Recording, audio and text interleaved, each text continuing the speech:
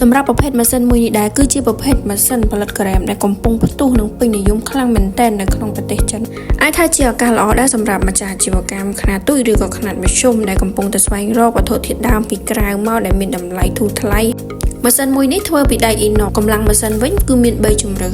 360វ៉ាត់750វ៉ាត់និង1200វ៉ាត់ម្យ៉ាងវិញទៀតវាអាចប្រើជាមួយអាគុយឬក៏បងប្អូនអាច direct ដោតភ្លើង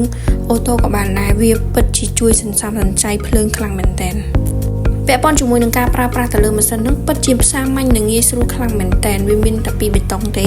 បេតុងមួយចុចបិទបើកនិងបេតុងមួយអាចឡើងលេខបន្ថយលេខទៅតាមកម្រិតនៃកំណាត់តកកដែលយើងចង់បានកាតិចឬក៏ម៉ត់ទៅតាមជាក់ស្ដែងអញ្ចឹងពេលដែល